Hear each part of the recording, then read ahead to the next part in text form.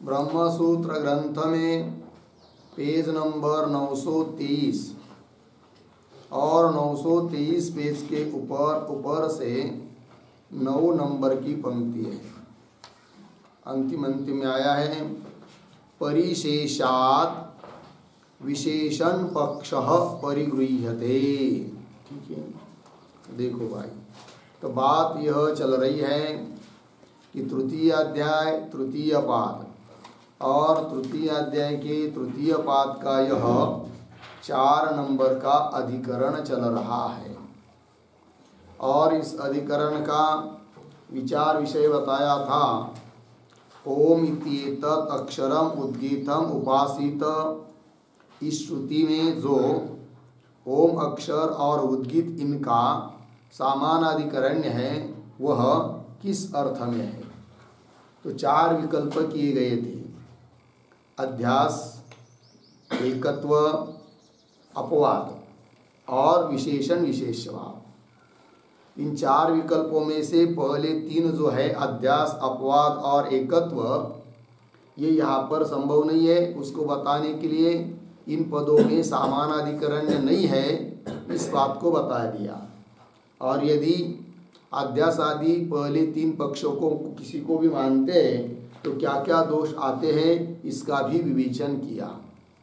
अब 4 में से 3 का असंभव हो जाने के बाद बच गया जो अंतिम पक्ष है विशेषण पक्ष, उसको लेकर अब बोल रहे हैं सिद्धांती। तो वही कर रहे परिशेषात्। तो ये जो परिशेषात् इत्यादि पंक्ति है उसके पूर्व में एक वाक्य लिख लेते हैं अवतरण के रूप में। लिखेंगे पक्षत्रयम्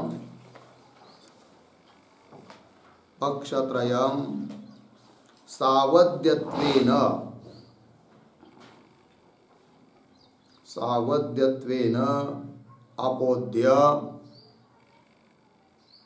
अपोद्य निरवध्यं पक्षं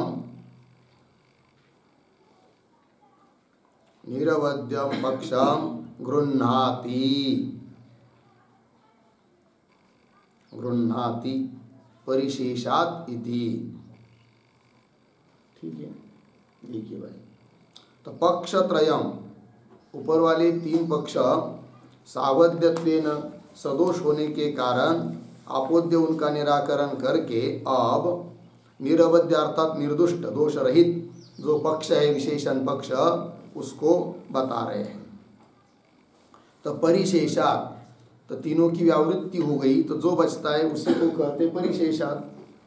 क्यों परिशेषात् का अर्थ करेंगे अर्थात विशेषण पक्ष परिगृह्यते, विशेषण पक्ष का ग्रहण कर रहे हैं। तो कह रहे हैं व्याप्ते है सर्ववेद साधारण्यात्। ठीक, सूत्र का उच्चारण और अर्थ लिख चुके हैं ना। तो व्याप्ते है सर्ववेद साधारण्यात्, तो ये जो पंक्ति है व्याप्ते है उसके भी पूर्व में एक छोटा वाक्य परिशिष्ट विशेषण पक्षे, परिशिष्ट विशेषण पक्षे सूत्रम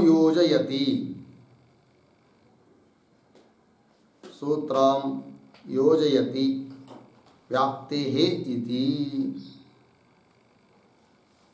ठीक है, देखो भैया, तो परिशिष्ट बचा हुआ जो विशेषण पक्ष है उसमें अब सूत्र को घटा रहे हैं। तो व्याप्ते है प्रतीक है, सूत्रस्थ पद है, उसका अर्थ कर रहे भगवान भाष्यकार सर्ववेद साधारण्यात्, अर्थात ओम जो है वह सभी वेदों में साधारण है। ऋग यजुः साम इत्यादियों में सभी वेदों के आरंभ में आया हुआ है। तो व्याप्ते है अर्थात सर्ववेद साधारण्यात्। आगे चलिए, सर्वव्यापी अक्षरम इह मा प्रसंजी इति अतः उद्गीत शब्देन अक्षरम विशिष्यते। ठीक है, तो सर्वव्यापी सभी वेदों में व्याप्त जो अक्षर है ओम वह इह इह उपासनायाम, ये जो उपासना बताई जा रही है ओंकार के उद्गीत रूप से उपासना, इस उपासना में मां प्रसंजी अर्थात प्रसक्त न हो, प्राप्त न हो, इति अतः इसलिए उद्गीत शब्देन अक्षरम विशेष्यते, उद्गीत इस शब्द से अक्षर को विशेषित कर रहे हैं। अर्थात ओम अक्षर हुआ विशेष्य और उद्गीत हुआ उसका विशेषण, और जो विशेषण होता है वह व्यावर्तक होता है, अन्य की व्यावृत्ति कराता है। तो उद्गीत इस विशेषण से वही ओंकार लिया जाएगा कि जो केवल उद्गीत का अवयवभूत साम वेद के संबंध में आया हुआ ओंकार है, अन्य वेद का ओंकार ओम नहीं लिया जाएगा, यह अर्थ हो जाएगा फिर। तो उद्गीत शब्देन अक्षरम विशेष्यते, विशेष्यते। आगे कथम नाम उद्गीत अवयवभूत ओंकार गृह्येत, है कि नहीं? मतलब क्या, यदि ओम के लिए उद्गीत विशेषण नहीं देते तो कथम नाम उद्गीत अवयवभूत ओंकार गृह्येत, कैसे कैसे तो उद्गीत का अवयवभूत ओंकार का ग्रहण कर पाते, अर्थात ग्रहण नहीं कर पाते यदि ओम का विशेषण ओंकार ओम का विशेषण उद्गीत नहीं देते तो, ये इसका मतलब हुआ। कथम नाम उद्गीत अवयवभूत ओंकार गृह्येत, उद्गीत का अवयवभूत ओंकार फिर कैसा ग्रहण कर पाते यदि विशेषण नहीं देते तो, इसलिए विशेषण दिया है कि जिससे केवल ओंकार उद्गीत संबंधी ओंकार का ही ग्रहण किया जा सके।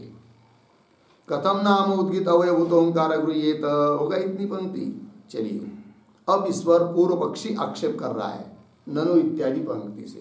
तो ननु अस्मिन् पक्षे समाना लक्षणा, क्यों?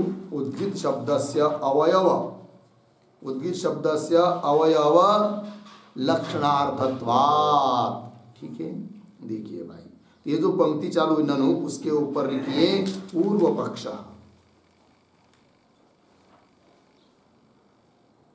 और ननु के पहले एक वाक्य लिख लीजिए अवतरण के रूप में लिखेंगे। लक्षणा प्रसंगेन, लक्षणा प्रसंगेन अध्यासस्य निरस्तत्वात्, अध्यासस्य निरस्तत्वात् अयम अपि पक्षः, अयम अपि पक्षः दोष साम्यात्, दोष साम्यात् न उपादेयः स्यात्, न उपादेयः स्यात् इति शंकते ननु इति, इति शंकते ननु इति, ठीक है। देखो भैया, तो लक्षणा प्रसंगे न पूर्व पक्षी बोलता है कि पीछे जो तीन विकल्प छोड़ दिया आपने अध्यास वगैरह, तो अध्यास पक्ष क्यों छोड़ा? इसलिए कि उसमें अध्यास मानने पर क्या करना पड़ती थी, पर पढ़नी पड़ती थी लक्षणा, लक्षणा करने की नौबत आती थी, लक्षणा का प्रसंग आता था, इसलिए अध्यास पक्ष छोड़ दिया कि लक्षणा मानना न पड़े। और विशेषण पक्ष में भी लक्षणा यदि मानना ही पड़ रही है तो जैसा लक्षणा मानना पड़ेगी, इसलिए अध्यास पक्ष को छोड़ दिया, उस प्रकार लक्षणा मानना पड़ रही है तो विशेषण पक्ष भी छोड़ दो। यह अभिप्राय किसका? पूर्व पक्षी का। पंक्ति देखिए, लक्षणा प्रसंगेन अध्यासस्य निरस्तत्वात्, अध्यास का निराकरण कर दिया। तो अयम अपि पक्ष, अयम अपि पक्ष विशेषण पक्ष दोष साम्यात्, दोष साम्यात् लक्षणा साम्यात्, क्योंकि लक्षणा यहाँ पर भी करना पड़ेगी। दोष साम्यात् न उपादेय, विशेषण पक्ष भी ग्रहण नहीं करना चाहिए, इस प्रकार की शंका कर रहा है पूर्व पक्षे ननु इत्यादि पंक्ति से। तो ननु अस्मिन् पक्षे, अस्मिन् अपि पक्षे, अस्मिन् पक्ष मतलब विशेषण पक्ष में भी समाना लक्षणा, लक्षणा तो करना ही पड़ रही है आपको, क्यों लक्षणा करना पड़ रही है? इसलिए कि उद्गित का अवयव है ओंकार, ओम, और ओम का विशेषण दे रहे किसको?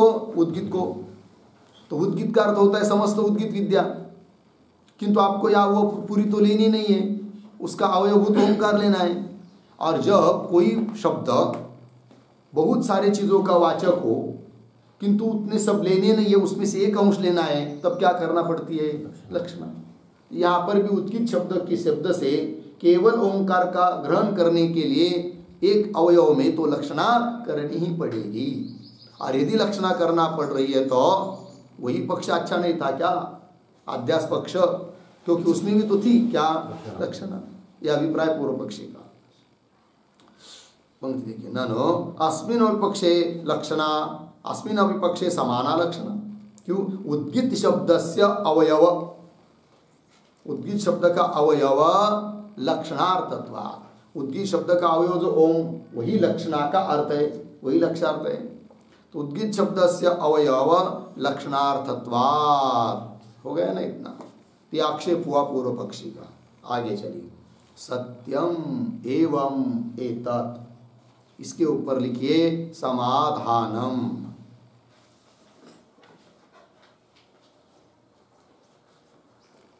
और सत्यम के पहले एक वाक्य लिखिए, छोटा सा अवतरण। तो उद्गित शब्दस्य अवयवे, उद्गित शब्दस्य अवयवे लक्षणाम अंगीकरोति, लक्षणाम अंगीकरोति सत्यम इति। ठीक है, देखो भैया, उद्गित शब्द की अवयव में लक्षणा का अंगीकार कर रहे सत्यम इत्यादि पंक्ति से। तो सत्यम एवं एतत्, अर्थात हे पूर्व पक्षी तुम जो बोल रहे हो ना कि विशेषण पक्ष में भी लक्षणा है, ठीक है, मान्य है, लक्षण तो है। फिर पुनः पूर्व पक्षी बोलेगे यदि लक्षण है तो छोड़ दो फिर इस पक्ष को भी अध्यास पक्ष की तरह। तब उत्तर दे रहे आगे की पंक्ति में सिद्धांति, लक्षणायाम अपि, लक्षणा है बात बराबर, तो भी लक्षणा होने पर भी, लक्षणायाम अपि तो सन्निकर्ष विप्रकर्षौ भवतः एव। ठीक है, तो ये जो पंक्ति चालू हुई लक्षणायाम, उसके पहले एक वाक्य लिखेंगे, तर्हि अध्यास पक्षवत्, तर्हि अध्यास पक्षवत् अयमपि पक्षः, अयमपि पक्षः न उपादेयः स्यात्, न उपादेयः स्यात् इति आशंक्य आह, इति आशंक्य आह लक्षणायाम इति। ठीक है, देखो भैया, तब तो पूर्व पक्षी कह रहा है तर्हि यदि लक्षणा मान ही रहे हो तो अध्यास पक्षवत्, अध्यास पक्ष की तरह अयम अपि पक्ष, यह पक्ष भी न उपादेय, ग्रहण करने योग्य नहीं है, न उपादेय स्यात् इति आशंक्य, ऐसी शंका करके उत्तर देते सिद्धांति। ठीक है, लक्षणा तो है बात बराबर, किंतु लक्षणायामपि, लक्षणा में भी होते हैं क्या? सन्निकर्ष विप्रकर्षौ भवतः, सन्निकर्ष मतलब समीपता, विप्रकर्ष मतलब दूरता। जैसे व्यवहार में भी यह व्यक्ति हमारे पास का है, यह दूर का है, ऐसा व्यवहार होता है कि नहीं? ये उस प्रकार लक्षणा में भी यह समीप की है, यह दूर की है, ऐसा होता है। तो विशेषण पक्ष में जो लक्षणा है वो समीप की है, और अध्यास पक्ष में जो लक्षणा करनी पड़ेगी वह दूर की है। तो बोलेंगे वो दूर की क्यों और विशेषण पक्ष की समीप क्यों? बताओ। क्योंकि समीप और विप्रकर्ष जहाँ होता है वहाँ माना जाती है कौन? समीप वाला, जो पास का है उसको ज़्यादा करके प्राधान्य दिया जाता है। तो विशेषण पक्ष में जो लक्षण है वो समीप की है, इसलिए उसको प्राधान्य दे रहे, वो मान ले रहे, स्वीकार कर रहे, और उस पक्षों को स्वीकार कर रहे विशेषण पक्षों को। और अध्यास पक्ष में जो लक्षण है वो दूर की होने के कारण उस पक्ष को हम स्वीकार नहीं करते हैं।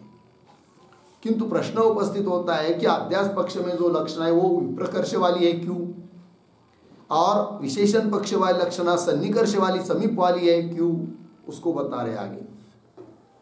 लक्षणायाम अपि तो सन्निकर्ष विप्रकर्षो भवतः एव। आगे अध्यास पक्षे ही अर्थांतर बुद्धि अर्थांतरे निक्षिप्यते इति विप्रकृष्टा लक्षण। ठीक, ये जो पंक्ति चालू हुई अध्यास पक्ष, उसके पीछे छोटा अवयव छोटा वाक्य अवतरण रूप से अध्यास पक्षे लक्षणायाः अध्यास पक्षे लक्षणायाः विप्रकृष्ट विषयत्वम् विप्रकृष्ट विषयत्वं स्पष्टयति अध्यास इति। अध्यास इति, ठीक है। अध्यास पक्ष में लक्षणा का विप्रकृष्ट विषयत्व लक्षणा में कैसा है, अर्थात विप्रकृष्ट लक्षणा कैसी है, इस बात का स्पष्टीकरण कर रहे भगवान भाष्यकार अध्यास इत्यादि पंक्ति से। तो पंक्ति देखिए, अध्यास पक्षे ही अर्थांतर बुद्धि अर्थांतर निक्षिप्यते, यह है अध्यास पक्ष में बताया था ना कल परसों, अध्यास का लक्षण करते समय क्या अध्यास है करके। तो अध्यास पक्ष में अर्थांतर बुद्धि, अन्य अर्थ में विद्यमान जो बुद्धि है, ज्ञान है, शब्द है, उस शब्दों को शब्द के अर्थ को पूरा छोड़कर अन्य अर्थ में उसका निक्षेप करना पड़ता है। बराबर है कि नहीं। जैसे उदाहरण दिया था क्या, हाँ, विष्णु और शालिग्राम।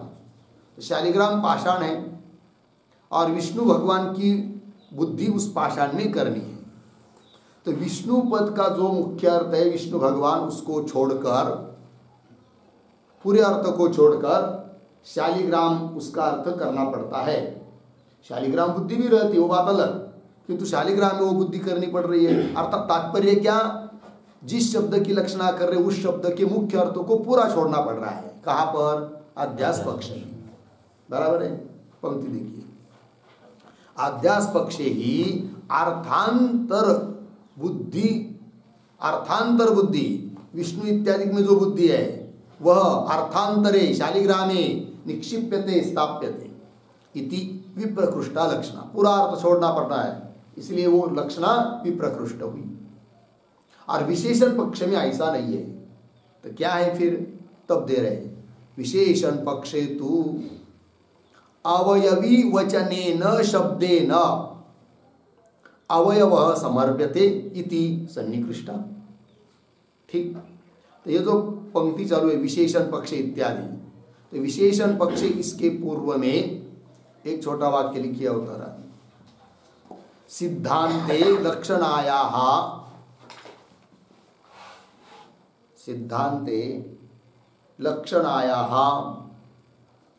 सन्निकृष्ट विषयत्वेन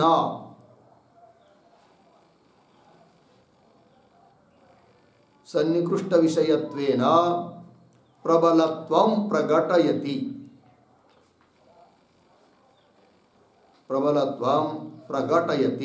विशेषण इति।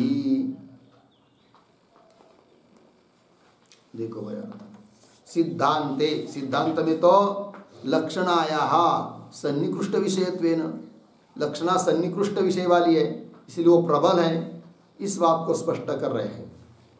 तो विशेषण पक्षे तु अवयवी वचनेन, इसका अर्थ लिखिए वाचकेन,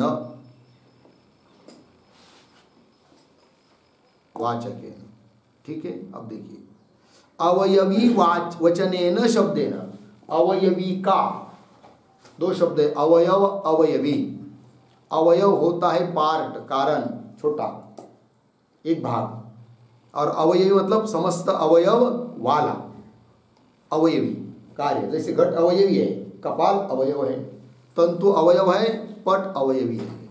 ठीक, तो विशेषण पक्ष में जो लक्षण है वो कैसी है, तो कह रहे अवयवी वचने न, अवयवी का वाचक जो शब्द, कौन शब्द यहाँ पर, उद्गीत, समस्त उपासना का वाचक है वहां के, उससे अवयव समर्प्यते, उसका एक अवयव लिया जा रहा है, कौन सा, ओंकार। तो पूरे वाच्यार्थ के त्याग नहीं है, कुछ का त्याग है, कुछ का ग्रहण है। और वहां पर अध्यास पक्ष में जो लक्षण है वहां पर समस्त वाच्यार्थ का त्याग करके अन्य अर्थ में करना पड़ रही लक्षणा, अतः वो दूर किया, यह समीप किया। विशेषण पक्षे तो अवयवी वचने न शब्दे न अवयव समर्प्यते, स्वीक्रियते, ग्रहण किया जाता है, इति सन्निकृष्टा, कौन, लक्षणा। हो गया। आगे तो बोलेंगे भाई ओम एक अवयव है और उद्गीत ये अवयवी है, अनेक अवयव वाला है, अनेक उसमें भाग है, उसका एक भाग है कौन, ओम। किंतु एक भाग में समस्त अवयवी का, अवयवी वाचक शब्द का प्रयोग कैसा कर रहे हो, भली लक्षणा कर रहे हो, लेकिन कैसा होगा ऐसा, ऐसा कहीं व्यवहार में होता है क्या उदाहरण, तो उत्तर देते होता है कि समुदाय का वाचक शब्द रहता है, किंतु उसके एक अवयव के लिए भी कभी कभी उसका प्रयोग हो जाता है। वही करे आगे, समुदायेषु ही प्रवृत्ताः शब्दाः अवयवेषु अपि प्रवर्तमानाः दृष्टाः। कहा उदाहरण, पटग्रामादिषु। ठीक है, अर्थ देखिए भाई, समुदायेषु ही प्रवृत्ता, समस्त समुदाय में प्रवृत्त है कौन, शब्द, तो भी अवयवेषु, उसके एक अवयव में भी प्रवृत्त हुए देखने को मिलते हैं। उदाहरण दिया उसके लिए, पटग्रामादिषु, जैसे उदाहरण, बड़ी धोती है, पट है बड़ा धोती, और उसका एक भाग किसी कारण जल गया, तो एक अंश जला है ना, तो भी व्यवहार होता है क्या, पटह दग्धः, धोती जल गई। अब समस्त धोती तो जली नहीं है, और धोती शब्द पूरे धोती का वाचक है, तो भी उसके एक अवयव जल गया, तो भी उसके लिए प्रयोग किया जा रहा है, धोती जल गई। उदाहरण दिया। दूसरा उदाहरण दिया है, ग्राम, बड़ा गांव है, उसमें से 10-20 घर जल गए, पूरा गांव तो जला नहीं, किंतु व्यवहार होता है ग्रामः दग्धः। तो अवयवी वाचक शब्द का, अवयवी का वाचक, समुदाय का वाचक जो शब्द है उसका प्रयोग अवयव में भी देखने को मिलता है। उस प्रकार उद्गीत भले समुदाय का वाचक हो तो भी उसका प्रयोग उस समुदाय का एक अंश जो ओम, उसमें प्रयोग हो सकता है। ये बात बता दी। पटग्रामादिषु, तो उदाहरण दिया है, तो पटग्रामादिषु, इसके आधार पर एक छोटा वाक्य लिखते टिप्पणी, पटावयवे दग्धे,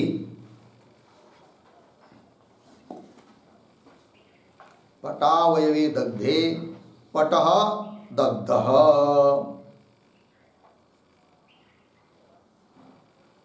तथैव ग्रामो दग्धः,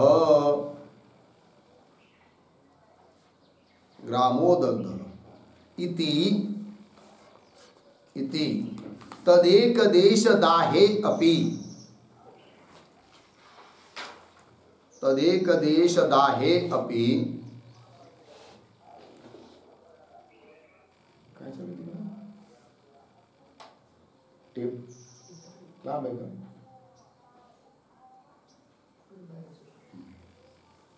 इति तदेक देश दाहे अपि समुदाय शब्दः, समुदाय शब्द कंस में लिखिए, पटः अर्धविराम, ग्रामः कंस बंद। आगे, लक्षणया अवयवे प्रयुज्यते, लक्षणया अवयवे प्रयुज्यते अर्धविराम, तथा उद्गीत शब्दः अपि, उद्गीत शब्द अपि द्वितीय भक्ति अवयवे, द्वितीय भक्ति अवयवे अक्षरे, अक्षरे लक्षणया वर्तिष्यते, लक्षणया वर्तिष्यते इत्यर्थ। ठीक, देखो भैया, पटावयवे दग्धे, पट का अवयव, एक अवयव, एक कोना जल गया तो भी पटः दग्ध। ग्राम का अवयव कोई एक भाग, दो चार घर जल गए तो भी ग्रामो दग्ध इति। इस प्रकार तदेक देश दाहे अपि, पट का एक देश, गांव का एक देश, दग जल गया, जल जाने पर भी समुदाय शब्द जो पट है, ग्राम है, लक्षणा से अवयवे प्रयुज्यते, अवयव में प्रयोग हो जाता है। तथा उद्गीत शब्द अपि, उद्गीत शब्द भी द्वितीय भक्ति अवयवे, क्योंकि उद्गीत उपासना एक अलग चीज है और ओंकार को लेकर उपासना दूसरी भक्ति हो गई, तो उसमें एक अवयव जो ओंकार, उसमें उसका उद्गीत शब्द का प्रयोग हो सकता है। उद्गीत शब्द अपि द्वितीय भक्ति अवयवे अक्षरे, ओंकार अक्षरे, ओम अक्षरे, लक्षणया वर्तिष्यते इत्यर्थ। ठीक है, चलिए आगे आगे। अतश्च व्याप्तेः हेतोः ओम इति एतत् अक्षरम इति एतस्य उद्गीतम इति एतत् विशेषणम इति समंजसम एतत् निरवध्यम इत्यर्थः। ठीक है, अब क्या क्या बात कही जा रही है इस पंक्ति से, तो अतः के पहले एक वाक्य लिखते हैं, अवतरण। उक्त हेतु अनुवादेन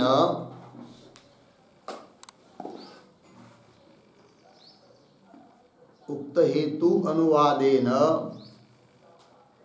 अवशिष्टम सूत्रपदम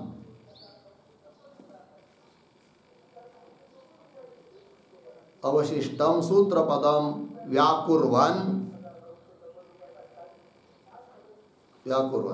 विशेषण पक्षस्य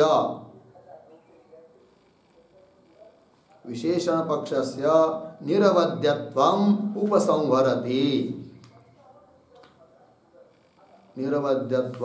उपसंवरति अतः इति।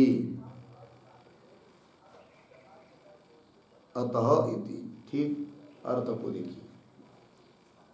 उक्त हेतु अनुवादेन, जो सूत्र में हेतु दिया है उसके अनुवाद के द्वारा अवशिष्टम सूत्र पदम है कि नहीं, और बचा हुआ जो सूत्र का पद है समंजसम इत्यादि, उसका व्याकुर्वन स्पष्ट करते हुए विशेषण पक्षस्य निरवध्यत्वम उपसंवरति, विशेष पक्ष निर्दोष है इस प्रकार उपसंहार कर रहे हैं अतः इत्यादि पंक्ति से। तो देखो भाई, अतश्च व्याप्ते हेतु, व्याप्ते प्रतीक सूत्र में आया था ना, उस हेतु से ओम इति एतत् अक्षरम, ओम यह अक्षर, इति एतस्य, ओम इस अक्षर का, अक्षर में क्या, उद्गीतम इति एतत् विशेषण, उद्गीत उस अक्षर में क्या है, विशेषण, अर्थात विशेष्य हुआ कौन, ओम, और विशेषण हुआ कौन, उद्गीत। उद्गीतम इति एतद् विशेषणम इति समंजसम, सूत्रस्थ पद है, समंजसम एतत् मतलब क्या, उसका अर्थ कर रहे निर्वध्यम इत्यर्थ। निर्वध्यम का भी अर्थ होता है निर्दुष्टम, दोष रहितम। हो गया जी, चलिए आगे। तो तात्पर्य क्या निकला, ओम इति एतत् अक्षरम उद्गीतम उपासित, यह जो श्रुति वाक्य है उसमें ओम यह अक्षर और उद्गीतम यह पद, इन दोनों का जो सामान अधिकरण है वह विशेषण विशेष्य भाव से है, इस बात का अर्थ निश्चित हो गया। ठीक है, इसके साथ साथ यह अधिकरण समाप्त होता है और 9 नंबर के सूत्र का भाष्य भी पूरा होता है। फिर आगे इस पाद का 5वां अधिकरण चालू होता है और इस 5वें अधिकरण का नाम है सर्वाभेदाधिकरणम, एक ही सूत्र का यह अधिकरण है। ठीक, तो आइए, यह जो अधिकरण है सर्वाभेदाधिकरणम, इसके भी जो 6 अंग हैं उनको हम लोग लिख लेते हैं। तो शीर्षक हुआ सर्वाभेदाधिकरणम, उसके नीचे के पंक्ति में एक वाक्य में लिखिए, वशिष्ठत्वादि गुणानाम, वशिष्ठत्वादि गुणानाम आहार्यताधिकरणम, आहार्यताधिकरणम पूर्ण विराम कंस बंद। फिर नीचे के पंक्ति में नंबर 1 संगति बराबर पूर्वाधिकरणेन सह, पूर्वाधिकरणेन सह अस्य अधिकरणस्य, अस्य अधिकरणस्य दृष्टान्त संगति अस्ति, दृष्टान्त संगति अस्ति पूर्ण विराम। तथा ही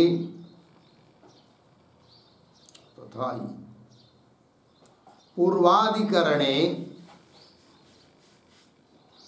पूर्वाधिकरणे सर्ववेद व्याप्तः अपि, सर्ववेद व्याप्तः अपि ओंकारः, ओंकारः उद्गीतत्व विशेषणात्, उद्गीतत्व विशेषणात् ओंकारस्य, ओंकारस्य सर्ववेद व्याप्ति व्यावृत्तिः, सर्ववेद व्याप्ति व्यावृत्तिः उक्ता, उक्ता अर्धविराम। तद्वत् प्रकृते,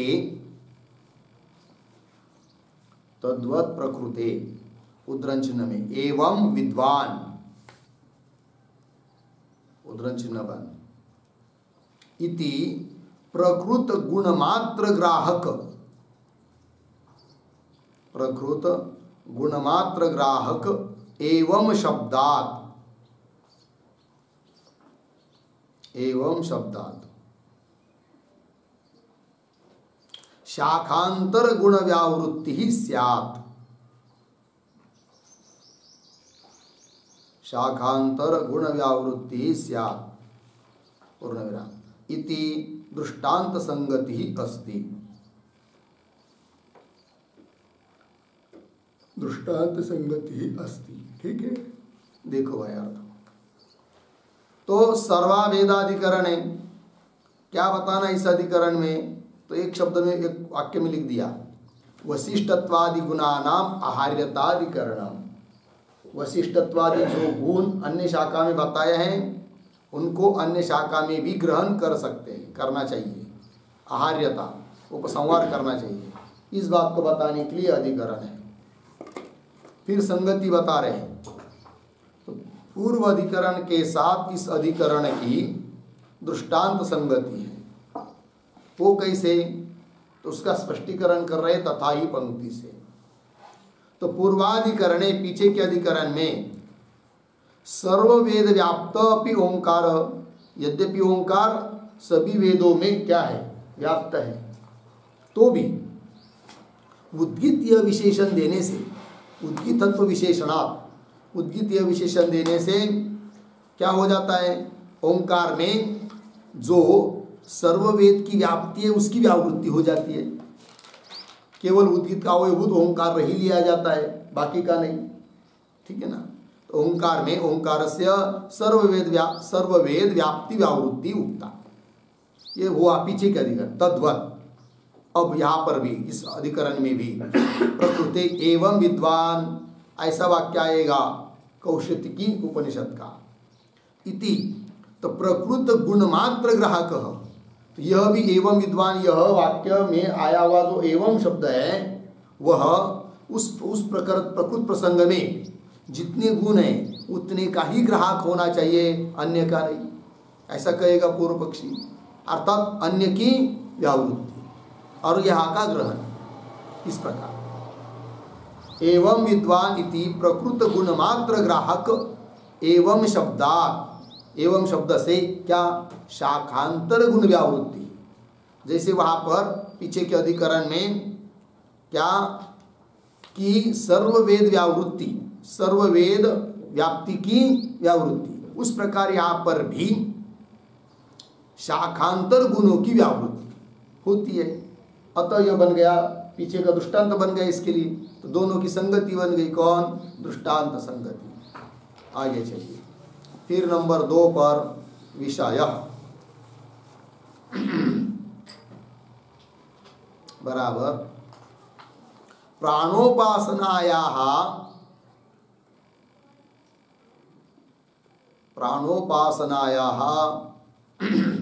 भेदाभेद विचारः, भेदाभेद विचारः अस्य अधिकरणस्य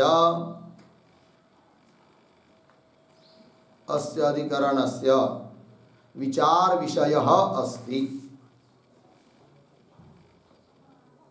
विचार विषयः अस्ति।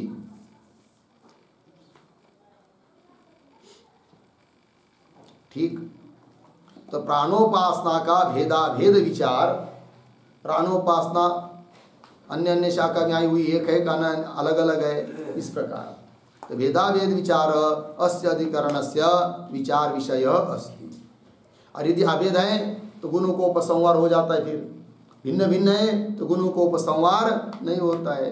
ठीक, चलिए आगे फिर आते हैं नंबर 3 पर संशय बराबर वाजसनेयके,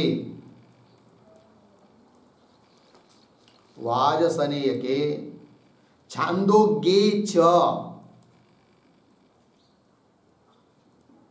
छांदोग्ये च यथा यथा प्राण संवादे, प्राण संवादे श्रेष्ठ्यादि गुण विशिष्ट प्राणोपासने, श्रेष्ठ्यादि गुण विशिष्ट, श्रेष्ठ्यादि गुण विशिष्ट प्राणोपासने। आगे उद्धरण चिन्ह में यद्वा अहम वसिष्ठोस्मि, यद्वा अहम वसिष्ठोस्मि, आगे त्वं तद वशिष्ठोसि, त्वं तद वशिष्ठोसि, उद्धरण चिन्ह। छांदोग्य 6:1-14।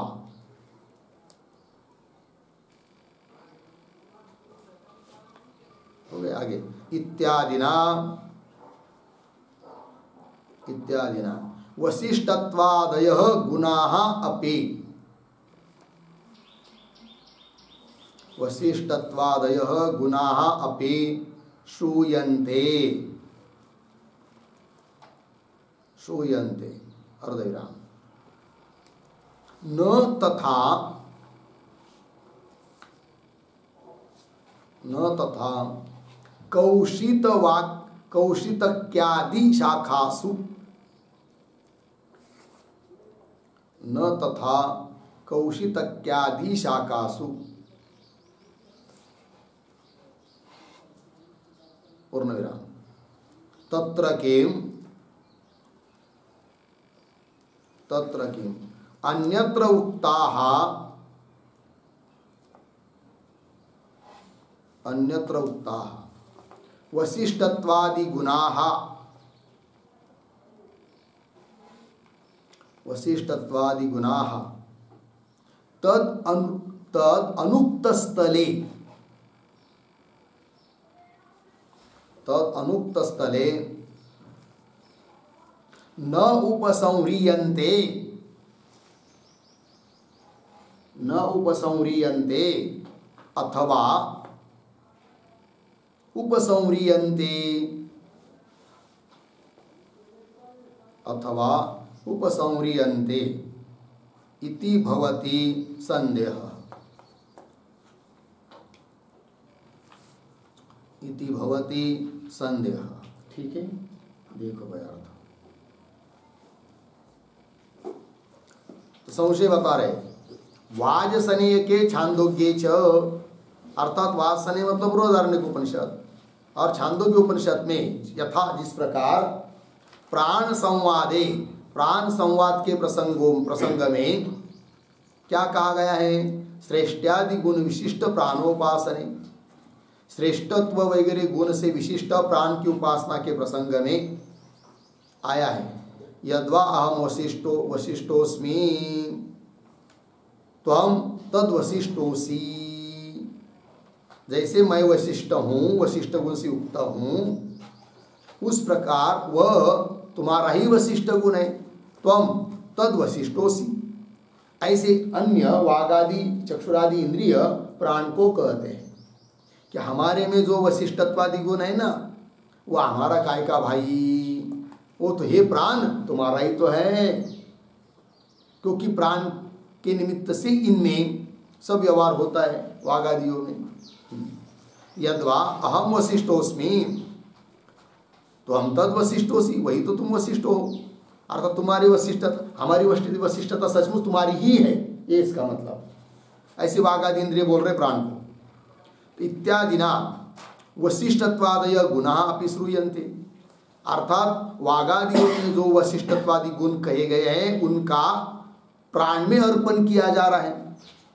कहाँ पर बृहदारण्यक में छांदोग्य में प्राण संवाद के प्रसंग में है नहीं तो प्राण में तो श्रेष्ठत्वादि गुण बताया है वशिष्ठत्वादि गुण नहीं बताया है और वशिष्ठत्वादि गुण बताए वागादियों में फिर उन गुणों को पुनः अर्पण कर रहे किन में प्राणादियों में ये प्रसंग है वहाँ का इत्यादि न वशिष्ठत्वादय गुणा अपि श्रूयन्ते किंतु ये तो किसी तरह से प्राणादियों में वशिष्ठत्वादि गुण तो आ रहे हैं कहाँ पर छांदोग्य और बृहदारण्य में किंतु जो कौशितकी उपनिषद है उसमें क्या न तथा कौशितक्यादि शाखासु कौशितक्यादि शाखा में तो प्राण में उस प्रकार के वशिष्ठत्वादि गुण बताए नहीं है फिर वहाँ की प्राण उपासना में वो वशिष्ठत्वादि गुण ले आना है या नहीं ले आना है कौशितकी उपनिषद में जो प्राण उपासना बताइए उसमें ये हुआ फिर संदेह न तथा कौशितक्यादिषु शाखासु तत्र किम अन्यत्र उक्ताः वशिष्ठत्वादि गुणाः अन्य जगह बताए कौन वशिष्ठत्वादि गुण कहाँ बताए छांदोग्य बृहदारण्यक में बराबर वहाँ बताए हुए वशिष्ठत्वादि जो गुण है वे तद अनुक्त स्थले कि ऐसे दूसरी शाखा में कि जहाँ पर उन गुणों को बताया नहीं है कौशिक इत्यादि शाखा में तद अनुक्त स्थले न उपसंह्रियन्ते उन गुणों का उपसंहार नहीं करना चाहिए उनका संग्रह नहीं करना चाहिए या उपसंह्रियन्ते या संग्रह करना चाहिए ये हो गया संदेह हो गया ना स्पष्ट आगे चलिए फिर नंबर 4 पूर्व पक्ष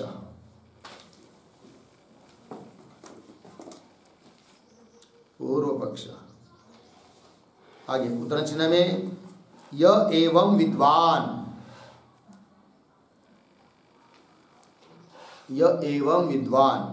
उत्तरण चिन्हवान इत्यत्र एवं शब्देन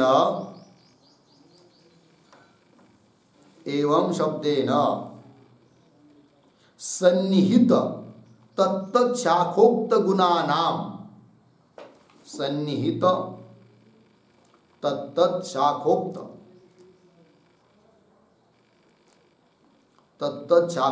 गुणानां एव परामर्शात्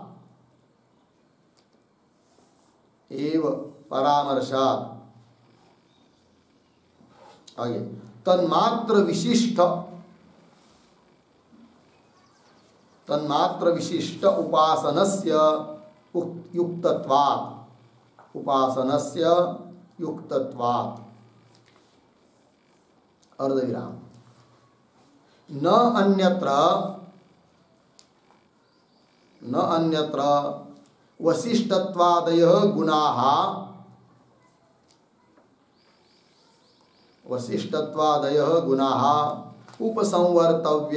उपसंहर्तव्याः भवन्ति।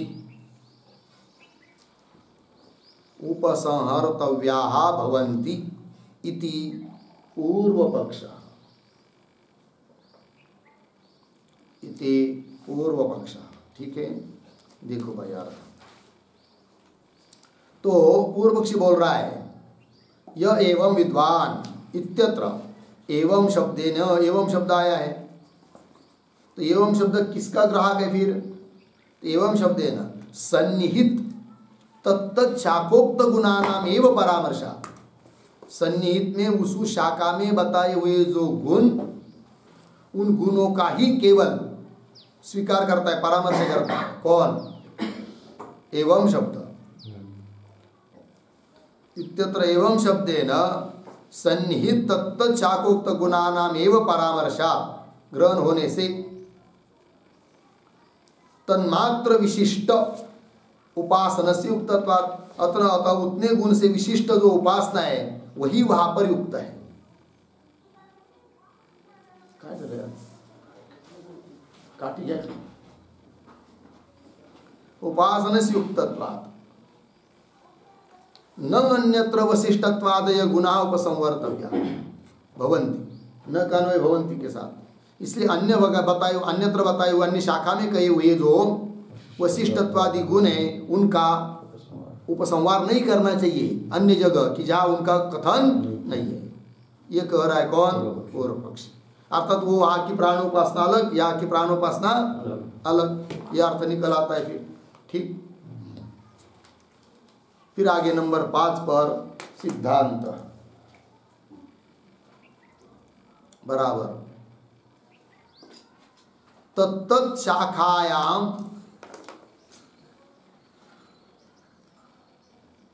तत्त शाखायाम उक्त गुणवत्, उक्त गुणवत् अनुक्ताः अपि गुणाः, अनुक्ताः अपि गुणाः, आगे उद्धरण चिन्ह में एवं, उद्धरण चिन्ह आगे शब्द परामर्श योग्याः भवन्ति,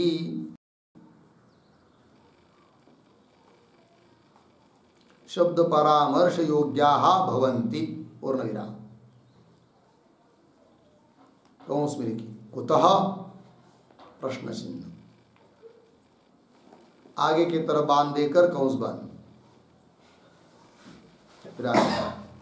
गुणिनः प्राणस्य,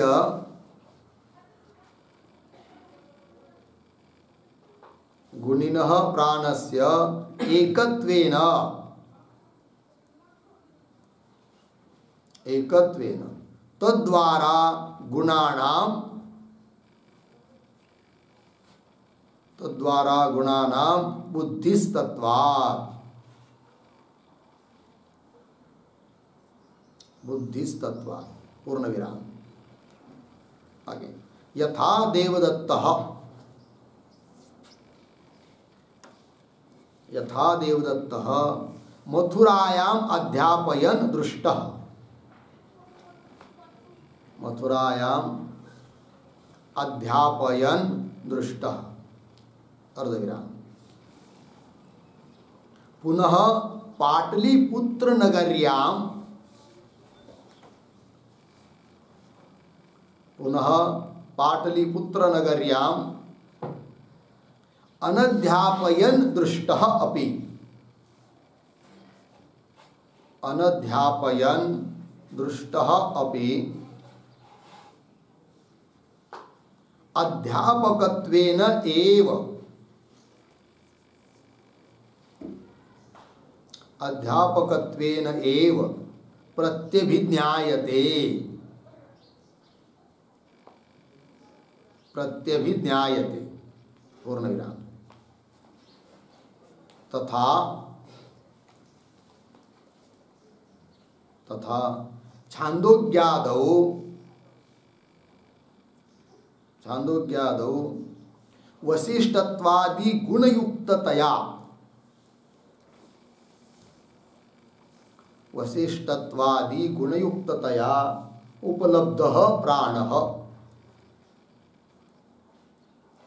उपलब्धः प्राणः अर्धविराम। पुनः ऐतरेयादौ, ऐतरेयादौ केवलः उपलभ्यमानः अपि, केवलः उपलभ्यमानः अपि तद्गुण विशिष्टतया, तद्गुण विशिष्टतया एव बुद्धिस्तः भवेत्, एव बुद्धिस्तः भवेत्। पूर्ण विराम। तस्मात्,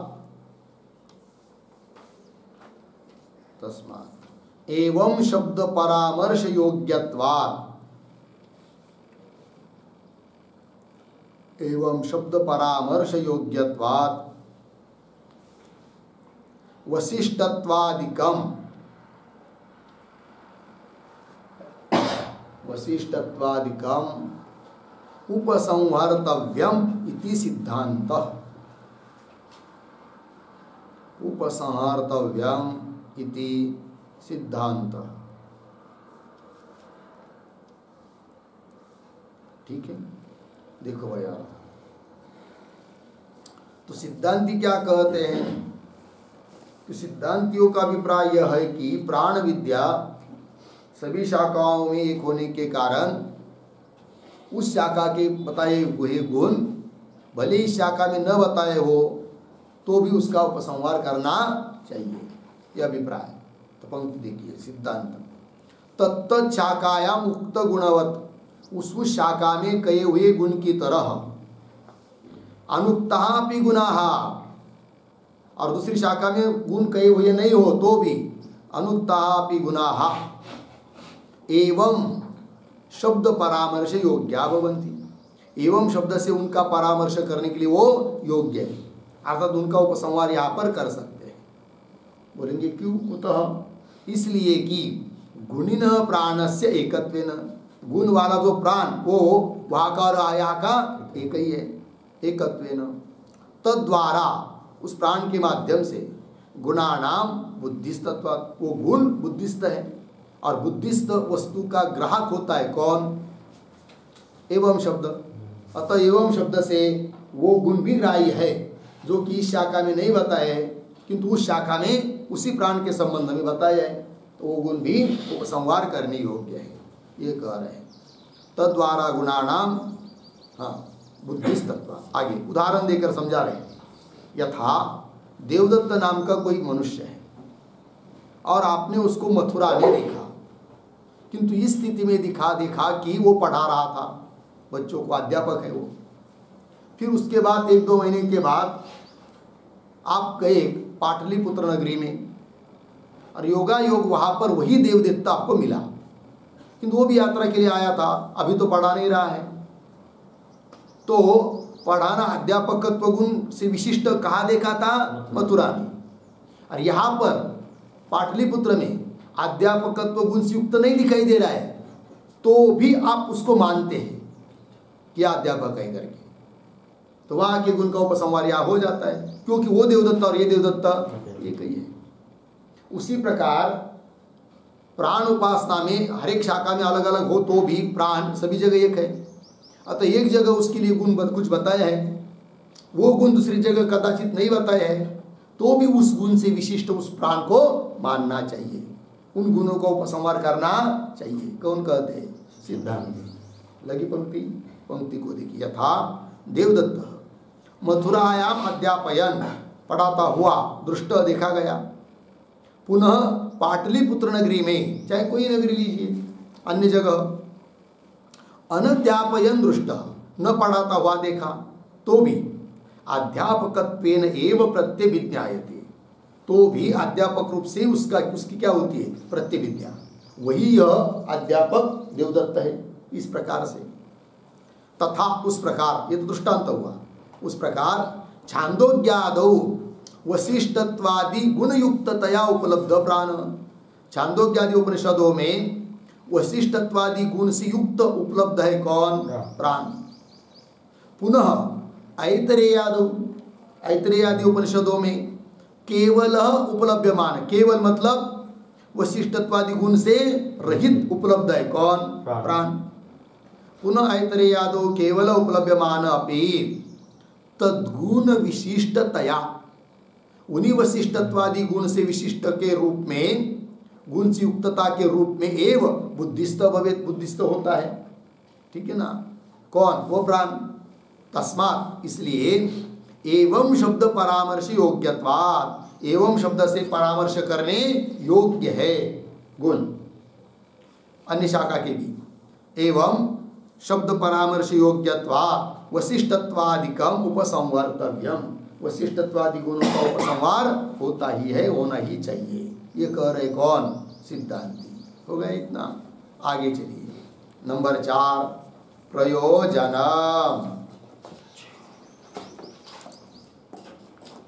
बराबर पूर्व पक्षे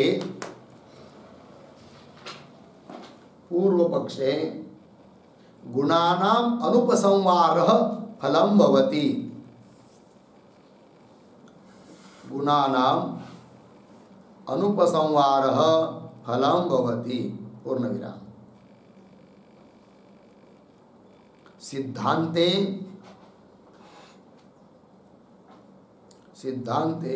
गुणानाम उपसंहारः, गुणानाम उपसंहारः फलं विद्यते, फलं विद्यते। ठीक है, देखो यार, तो पूर्व पक्ष में गुणों का अनुपसंहार ये फल है, सिद्धांत में गुणों का उपसंहार ये फल है। हो गया जी। चलिए, तो अधिकरण के 6 अंग हो गए। अब अधिकरण का सार बताने के लिए, हर एक अधिकरण के लिए वैयासिक न्यायमालाकार के जो 2 श्लोक होते हैं, उन श्लोकों का उच्चारण और अर्थ देख लेते हैं। तो श्लोक है वशिष्ठत्वाद्यनाहार्य, वशिष्ठत्वाद्यनाहार्य महार्यं वैवमित्यतः, माहार्ये वैवमित्यतः उक्तस्यैव परामर्शात्, उक्तस्यैव परामर्शात् दनाहार्यमनुक्तितः, दनाहार्यमनुक्तितः वशिष्ठत्वाद्यनाहार्य माहार्ये वैवमित्यतः उक्तस्यैव परामर्शात् दनाहार्यमनुक्तितः। ठीक पदच्छेद देखिए। वशिष्ठत्वादि अनाहार्यम, आहार्यम वा, आहार्य ऐसा है ना, वा चाहिए आहार्यम, वा एवं इति अतः उक्तस्य एव परामर्शात् अनाहार्यम अनुक्तितः। अब अन्वय, तो वशिष्ठत्वादि अनाहार्यम आहार्यम वा, आगे सरल है, एवं इति अतः उक्तस्यैव परामर्शात्, फिर एक शब्द छोड़कर आगे अनुक्तितः अनाहार्यम। ठीक है, देखो भैया, तो वशिष्ठत्वादि जो गुण है वे प्राण आदियों में, अन्य जगह अन्य शाखा में जो नहीं बताए हैं उनमें अनाहार्यम, आहार्यम। अनाहार्य मतलब उपसंहार उनका, संग्रह उनका नहीं करना चाहिए, अथवा आहार्य मतलब संग्रह करना चाहिए, ग्रहण करना चाहिए। 2 विकल्प हो गए, अनाहार्यम आहार्यम। आगे पूर्व पक्षी बोल रहा है एवं इति अतः, तो यह एवं विद्वान इत्यादियों में एवं शब्द आया है, तो एवं इत्यत एवं ऐसा उल्लेख होने के कारण उक्त से एवं परामर्शा उस शाखा में जो बताए गुण है उनका ही परामर्श करना चाहिए, अन्य शाखा के गुण का परामर्श नहीं करना चाहिए, क्योंकि बताया क्या गया है एवं, है कि नहीं। एवं एवं क्या कर रहा है, जो बताए हैं उनका ही परामर्श कर रहा है उस शाखा में, ये बोल रहा है पूर्व पक्षी।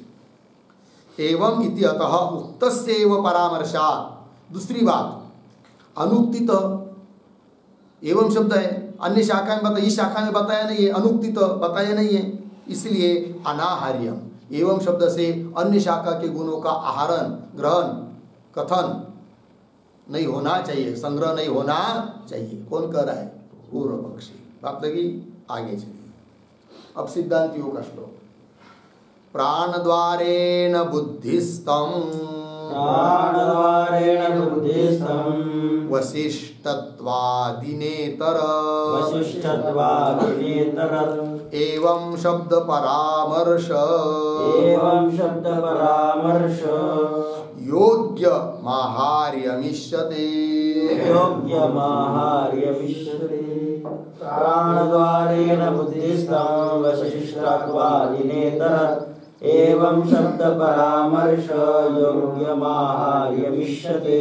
ठीक, पदच्छेद देखिए। प्राणद्वारेण बुद्धिस्तम वसिष्ठत्वादि न इतर वसिष्ठात् ठाव है ना पर वसिष्ठत्व वो काना ज्यादा हुआ है और बुद्धिस्त में अनुस्वर रह गया है, बुद्धिस्तम ऐसा चाहिए। ठीक है, पुनः देखिए पदच्छेद। प्राणद्वारेण बुद्धिस्तम वसिष्ठत्वादि न इतरत एवं शब्द परामर्श योग्यम आहार्यम इष्यते। ठीक है, अन्वय। प्राणद्वारेण एक शब्द जोड़कर वसिष्ठत्वादि पीछे बुद्धिस्तम आगे इतरत पीछे न आगे एवं शब्द पर आगे सरल है एवं शब्द परामर्श योग्यम आहार्यम इष्यते। ठीक है, अर्थ देखिए भाई। प्राण द्वारेण वसिष्ठत्वादि बुद्धिस्तम, प्राण के माध्यम से, क्योंकि वसिष्ठत्वादि गुण साक्षात तो वागादियों के बताए, प्राण के नहीं, किंतु प्राण में बाद में समर्पित किए गए। अतः प्राण के माध्यम से वसिष्ठत्वादि गुण भी क्या है, बुद्धिस्त है, क्योंकि वहाँ का प्राण इस यहाँ का प्राण, दोनों शाखाओं में जो भी प्राण है वो तो एक ही है। तो प्राण द्वारे उस प्राण के माध्यम से वसिष्ठत्वादि बुद्धिस्त है, और एवं शब्द बुद्धिस्त का ग्राहक होता है, अतः उपसंहार उन गुणों का होना ही चाहिए। तो वसिष्ठत्वादि बुद्धिस्तम इतरत्न, हाँ जो बताइए नहीं है या और कुछ दूसरे गुण हो वो तो बुद्धिस्त नहीं है, इतरत्न। इसलिए एवं शब्द परामर्श योग्यम, इसलिए जो गुण बताए गए वसिष्ठत्वादि वे एवं शब्द से परामर्श करने योग्य है, इसलिए आहार्यम इष्यते, वे सब गुण आहार्य है ऐसा ही समझना चाहिए। हो गया जी, चलिए ये हो गया भाई इस अधिकरण के अंगों का विचार। अब चलते हैं भाष्य में। वाजीनां छंदोगानां च प्राण संवादे श्रेष्ठ गुणान्वितस्य प्राणस्य उपास्यत्वम उक्तम। ये जो पंक्ति चालू हुई वाजीनाम इत्यादि, उसके ऊपर लिखिए विचार विषय। विचार विषय। और वाजीनाम के पूर्व में एक वाक्य भी लिख लेते हैं अवतरण के रूप में, लिखेंगे विषयम वक्तुम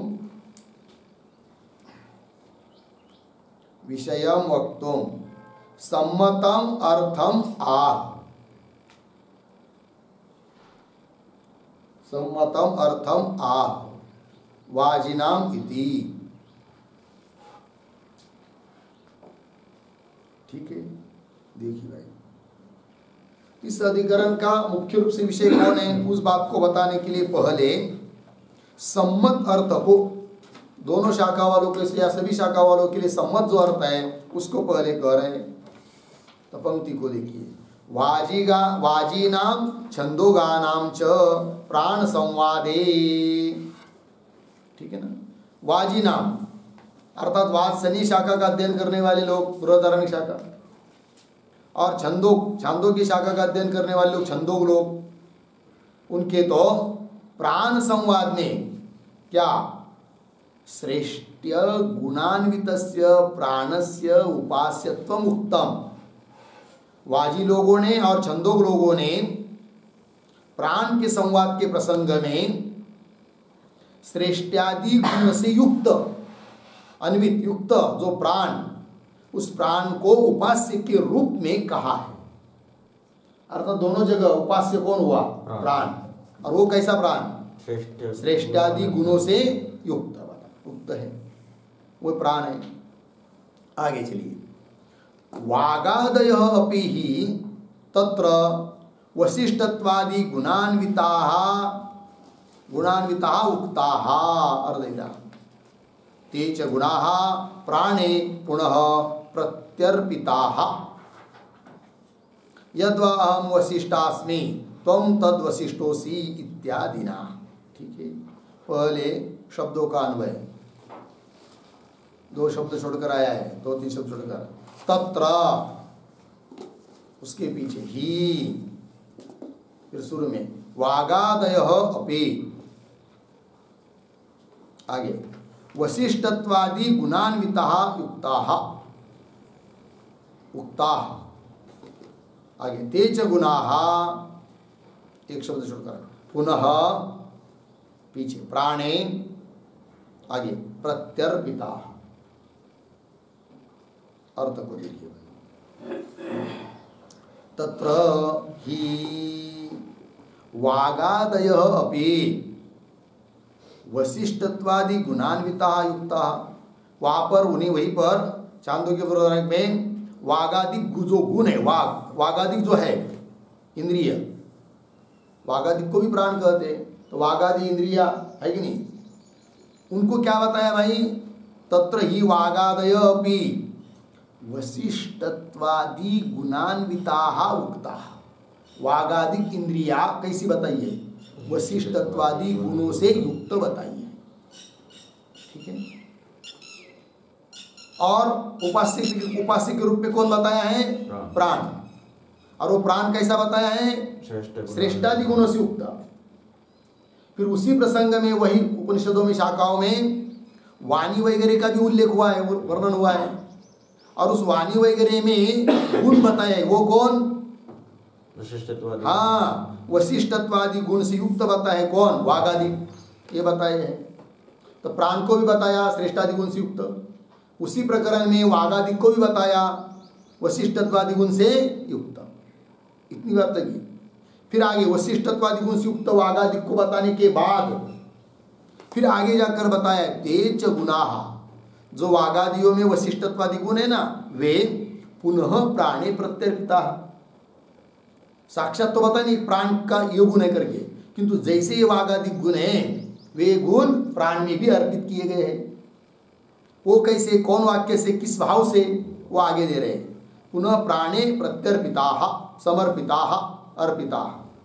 किस प्रकार, यद्वा अहम वसिष्ठास्मि त्वं तद्वसिष्ठोऽसि इत्यादिना, लग गया ना।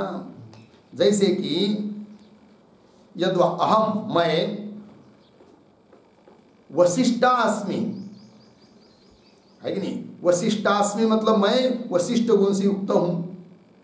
ऐसे वाणी वगैरह नेत्र वगैरह बोल रहे हैं प्राण को, किंतु हे प्राण दादा,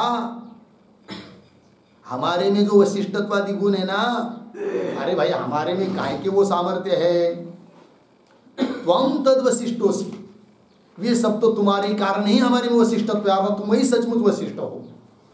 तो साक्षात ये प्राण वशिष्ठ गुण वाले तो बताया नहीं, किंतु प्रत्यर्पित किया।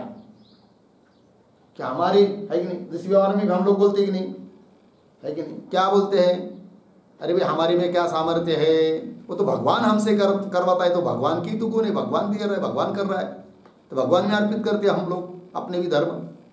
उस प्रकार वागादियों में जो गुण कहे गए हैं वे कैसे, क्योंकि वागादि समझते हैं क्या कि प्राण के बिना हमारा कुछ भी हिलता डुलता नहीं है। प्राण चले जाते शरीर में से, हम निष्काम हो जाते, कुछ काम नहीं कर सकते। तो प्राण की सत्ता के कारण ही हमारी सत्ता है। अतः हमारे में ये जो भी अच्छाई दिखाई दे रही है वो सब किसकी है, प्राण की है।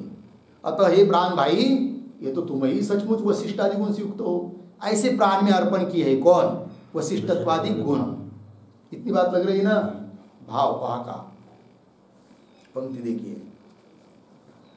तत्र ही वशिष्ठादि गुणान्विताः, तत्र ही वागादय अपि वशिष्ठत्वादि गुणान्विता उक्ताः, ते च गुणाः पुनः प्राणे प्रत्यर्पिताः। कैसे, यद्वा अहम वशिष्ठास्मि त्वं तद वशिष्ठोसि इत्यादि ना। हो गया। अब थोड़ा सा एक बात को समझना है। तो प्राण में तो गुण आ गए, फिर अन्य किसी शाखा में प्राण में भी वो गुण बताए नहीं है, फिर वहां पर एवं शब्द आया है, फिर उस एवं शब्द से यहाँ के वशिष्ठत्वादि गुण लेने हैं या नहीं लेने हैं, ये संशय हो जाएगा। फिर पूर्व पक्ष आएगा, उत्तर पक्ष आएगा। किंतु उसके पहले जो वागादियों में वशिष्ठत्वादि गुण बताया वो है क्या चीज, उसका उस अर्थ को थोड़ा समझ लेंगे हम लोग। वाणी आदि में वशिष्ठत्व गुण है मतलब क्या है, तो लिखेंगे उस पर एक टिप्पणी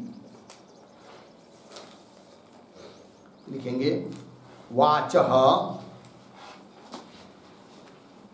वाचः वशिष्ठत्वं, वशिष्ठत्वं बराबर प्रशस्त वाक्त्वं, प्रशस्त वाक्त्वं गुणः। अर्धविराम। वाग्मिनः सुखवास दर्शनात्, वाग्मिनः सुखवास दर्शनात्, ठीक, कौंस में लिखिए।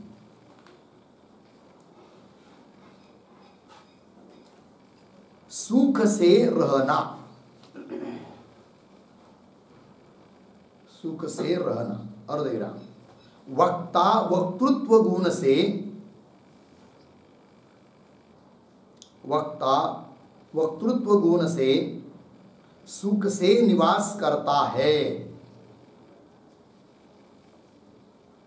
सुख से निवास करता है, पूर्ण विराम कंस बंद। आगे, चक्षुषः प्रतिष्ठा गुणः, प्रतिष्ठा गुणः, अर्धविराम। चक्षुष्मतः पाद प्रतिष्ठा दर्शनात्, चक्षुष्मतः पाद प्रतिष्ठा दर्शनात्, पूर्ण विराम। आगे, श्रोत्रम, श्रोत्रम संपद गुणकम,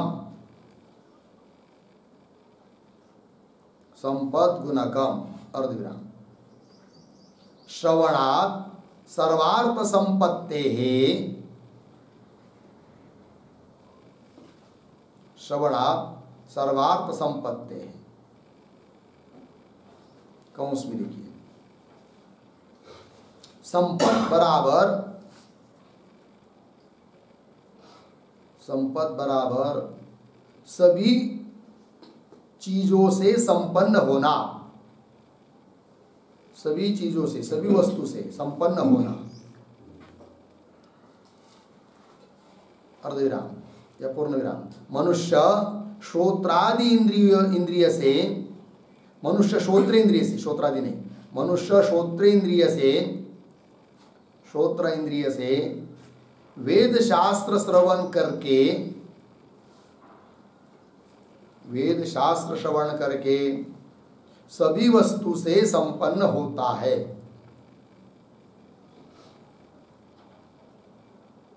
सभी वस्तु से संपन्न होता है। पूर्ण विराम कंस बंद। आगे मनः आयतनत्व गुणम आयतनत्व गुणम कंस में लिखिए सभी को आधार होना, सभी को आधार होना कंस बंद अर्धविराम। तस्य वृत्ति द्वारा तस्य वृत्ति द्वारा सर्वभोग्याश्रयत्वात्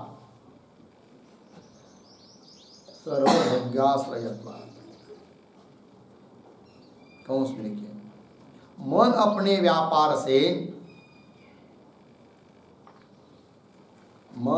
व्यापार से सभी का आधार होता है, सभी का आधार होता है, अतः उसमें आयतन गुण है, अतः उसमें आयतन गुण है। कंस बंद पूर्ण विराम। इति उभयत्र अपि इत्यर्थः, इति उभयत्र अपि इत्यर्थः। ठीक है, देखो भाई अर्थ हो गया। वाच वशिष्ठत्व, वाणी में वशिष्ठत्व गुण है। वशिष्ठत्व गुण है मतलब क्या? प्रशस्त वाक्, ये गुण है, अर्थात सुख से रहना, ये गुण है। क्यों? वाग्मिन सुख वासदर्शन, वाग्मिन मतलब बोलने वाले, वक्ता लोग वक्तृत्व गुण से सुख से रहते, निवास करते हैं, ये देखने को मिला है। अतः वाणी में गुण है कौन सा? वशिष्ठत्व, प्रशस्त वाक्य या सुख से रहना। ठीक है, आगे चलिए। चक्षु में गुण है, चक्षुष प्रतिष्ठा गुण, प्रतिष्ठा ये गुण है चक्षु में, अर्थात अच्छी जगह स्थित होना, ये गुण है। क्योंकि चक्षुष्मतः पाद प्रतिष्ठा दर्शना, जो नेत्र वाला व्यक्ति है वह अच्छी जगह ही स्थित होता है कि नहीं? उसके पैर अच्छी जगह ही जाते हैं, पाद प्रतिष्ठा दर्शना। अच्छा, श्रोत्र का गुण, श्रोत्रम संपद गुणकम, संपद गुण वाला है कौन? श्रोत्र। क्यों? श्रवणात् सर्वार्थ संपत्ति, श्रवण से ही सभी संपत्ति प्राप्त होती है। अतः लिख दिया संपत्त मतलब सभी चीजों से संपन्न होना, ये गुण है। क्योंकि मनुष्य श्रोत्र इंद्रिय के द्वारा वेद शास्त्र आदि का श्रवण करके सभी वस्तुओं से क्या होता है? संपन्न होता है। इसलिए श्रोत्र का गुण बताया संपत्त। और मन का गुण है आयतन, सभी को आधार होना। तस्य वृत्ति द्वारा, तस्य मनस वृत्ति द्वारा, व्यापार द्वारा, सर्वभोग्याश्रय, मन अपने व्यापार से सभी का आश्रय बन जाता है, आधार बन जाता है, अतः आयतन गुण वाला हुआ। इति इस प्रकार उभयत्र अपि, दोनों जगह ये सब गुण बताए वाग आदि होगी। छांदोग्य में, वात्सनीय में, मतलब बृहदारण्यक में भी और छांदोग्य में भी। चलिए आगे, इतनी पंक्ति हो गई ना। फिर तत्र ही वागादय अपि वशिष्ठत्वादि गुणान्विता उक्ता, ते च गुणाः पुनः प्राणे प्रत्यर्पिता। कैसे? यद्वा अहम वशिष्ठास्मि त्वं तद वशिष्ठोसि इत्यादि ना। हो गई इतनी बात। आगे चलिए। अन्येषाम अपि तु शाखीनाम कौशितकी प्रभृतीनाम प्राण संवादेषु अथा तो निश्रेयस आदानम एताः ह वै देवताः अहम श्रेयसे विवदमानाः इति एवं जातीयकेषु प्राणस्य श्रेष्ठम उक्तम। अर्धविराम। न तु इमे वशिष्ठत्वादयः अपि गुणाः उक्ताः। ठीक, इतनी बात। अब देखिए भाई, पहले थोड़ा सा शब्दों का अन्वय करेंगे। अन्येषाम अपि तु शाखीनाम कौशितकी प्रभृतीनाम, या तक सरल है। फिर एक शब्द छोड़कर, अथा तो निश्रेयस आदानम एताः ह वै देवताः अहम श्रेयसे विवदमानाः इति एवं जातीयकेषु, फिर पीछे आइए, प्राण संवादेषु। आगे प्राणस्य श्रेष्ठ्यम उक्तम। अर्धविराम। पुनः एक शब्द छोड़ आगे, तू इमे वशिष्ठत्वादय अपि गुणाः, फिर पीछे न आगे उक्ताः। ठीक है, देखो भैया, तो कह रहे हैं अन्येषाम अपि तु शाखीनाम। अब ये तो छांदोग्य पुरुषार्थ की चर्चा बता दी। अब अन्य शाखाओं में भी अन्येषाम अपि तु शाखीनाम कौशित प्रभृति नाम, अन्य शाखा जो कौशित की प्रभृति कौशित की इत्यादि है, उसमें क्या अथा तो निश्रेयस आदान इत्येवं जातीय केषु प्राण संवादेषु इत्यादि रूप प्राण संवाद में उस कौशित की शाखा में क्या बताया है? प्राणस्य श्रेष्ठम उक्तम आया है ना, प्राण को श्रेष्ठ बताया है कि नहीं? तो ये जो वाक्य है बीच में श्रुति वाक्य, अथ अतो निश्रेयस आदानम एता इत्यादि, उसका अर्थ लिखिए। निश्रेयसम बराबर श्रेष्ठ्यम, निश्रेयसम बराबर श्रेष्ठम, तस्य आदानम, तस्य आदानम बराबर निर्धारणम, निर्धारणम प्रस्तूयते, प्रस्तूयते अर्धविराम, तद अंतरेण, तद अंतरेण उपास्ते अयोगात्, उपास्ते अयोगात् इति पूर्ण विराम।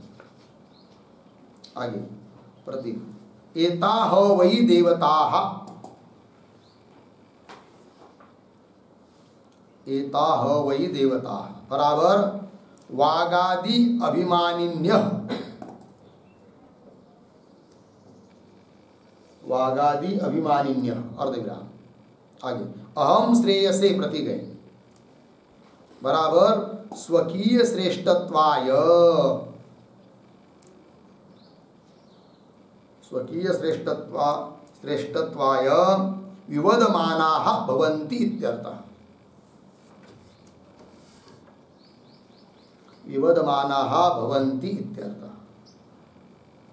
ठीक है, देखो भैया,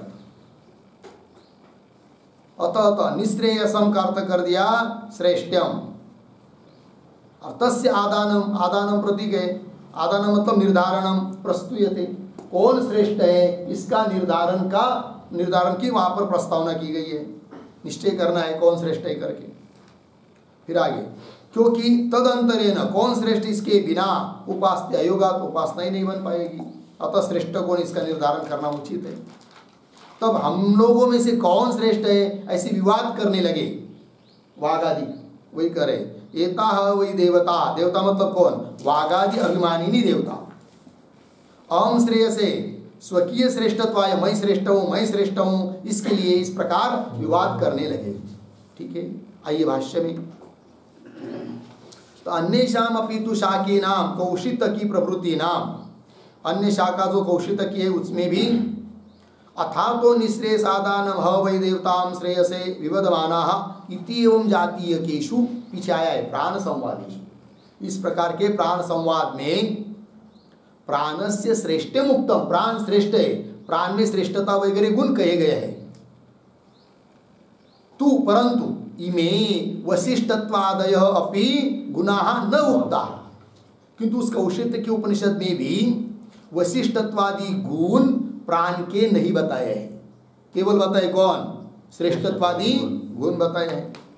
और छांदोग्यादि में भी, बृहदारण्यक में भी वशिष्ठत्वादि गुण साक्षात नहीं बताए प्राण में, वो तो वागादि के बताए, किंतु अर्पण किए गए किसमें? प्राण में, है कि नहीं?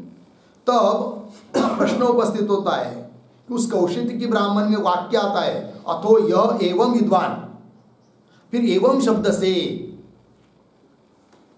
जो प्राण के गुण लेने वो कौन से लेने हैं? जितने कौशिक की ब्राह्मण में बताए उतने ही लेने हैं, या अन्य शाखा जो छांदोग्य बृहदारण्यक उसमें बताए हुए अर्पित किए गए वशिष्ठत्वादि गुण वो भी लेने हैं, ये हो जाता है क्या? संशय। वही आगे कह रहे तत्र संशय, संशय का स्वरूप बता रहे हैं। किम इमे वशिष्ठत्वादय गुणाः क्वचित उक्ताः अन्यत्र अपि अस्येर क्या है? अन्यत्र अपि अस्येरन उत न अस्येरन इति। ठीक है, देखो भाई थोड़ा अन्वय करते हैं। तत्र संशय, उसके बाद 2-3 शब्द छोड़कर क्वचित उक्ताः, पीछे इमे वशिष्ठत्वादय गुणाः, और पीछे किम, आगे अन्यत्रापि अस्येरन, आगे सरल है, न अस्येरन इति। ठीक है, उत न अस्येरन इति। और देखिए भाई तत्र संशय, इमे तत्र संशय क्वचित उक्ता, कहीं पर कहे गए, छांदोग्य बृहदारण्यक में अर्पण के रूप में क्यों न हो कहे गए प्राण में गुण कौन? वशिष्ठत्वादि। क्वचित उक्ता इमे वशिष्ठत्वादय गुणाः, किम क्या? अन्यत्र अपि, अन्य शाखा में भी, अन्यत्र अपि अस्येरन, उसका ग्रहण करना चाहिए, उपसंहार करना चाहिए, ग्रहण करना चाहिए, संग्रह करना चाहिए, उत न अस्येरन, या संग्रह नहीं करना चाहिए, इति। ये हो गया क्या? संशय। ठीक है, फिर आगे आ रहा है तत्र प्राप्तम इत्यादि से पूर्व पक्ष, उसका विचार हम लोग कल करेंगे। ओम पूर्णमदः पूर्णमिदं पूर्णात् पूर्णमुदच्यते पूर्णस्य पूर्णमादाय पूर्णमेवावशिष्यते। ओम शांति शांति शांति।